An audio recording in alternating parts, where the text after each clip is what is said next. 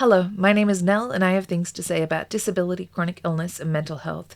I have lived with all of these things for a very long time, and here in my videos on my channel, it's my safe place to talk about these things openly and honestly, in the hopes that my experiences might benefit somebody else out there. If that sounds like something that interests you, I would love it if you would subscribe to this channel. Come back every Wednesday when I upload new videos.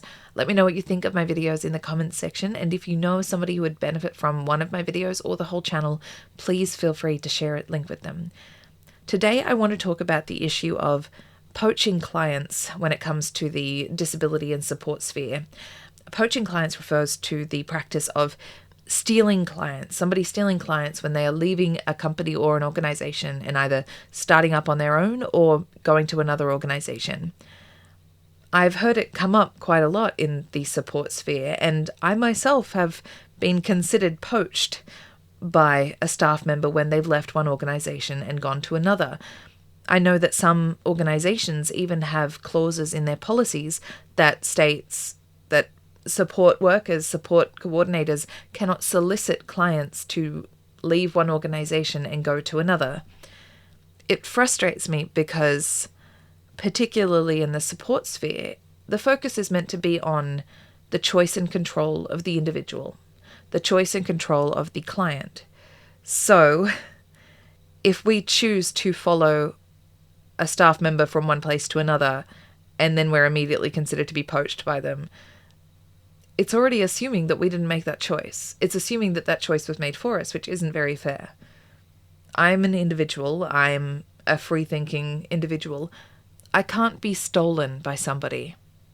And if an organization offers me a support worker, for example, and I prefer to work with them, I enjoy working with them, and then they leave, that organization is no longer offering me anything that I want. So if I find out where this person works next, I'll go there. I'll join up to that other service because they are now offering what I wanted.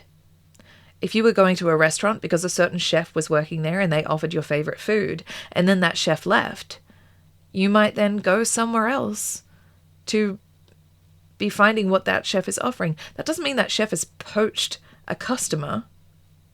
Even if a chef leaves and takes half the kitchen staff with him, if they preferred to work with him, that doesn't mean that he poached them. It simply means that those people are making a decision that they prefer to stay with that person. However, in the disability support sphere,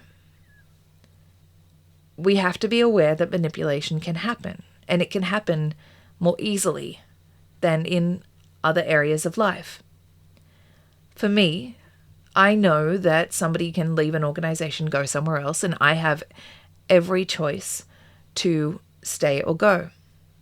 However, some people with disabilities, particularly intellectual or cognitive disabilities, can be incredibly impressionable, and there could be manipulative and cruel people who could be saying, I'm leaving and you need to come with me. I'm leaving, and if you want to keep continuing care, if you want to keep receiving care, you need to come with me.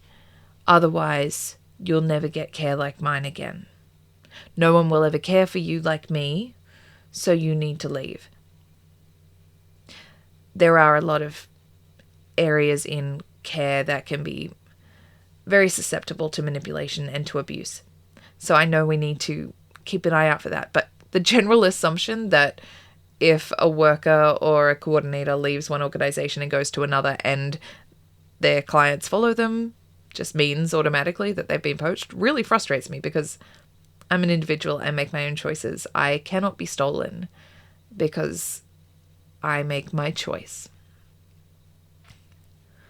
It frustrates me when it comes up, and it also frustrates me that a lot of these organizations have a non-solicitation clause, because it means that when somebody does leave and their clients follow them, they might be considered in breach of that clause, even though they have not solicited anybody, even though they have not even told people where they're going. Their clients have just found it out because they're so determined to keep receiving that same level and consistency of care.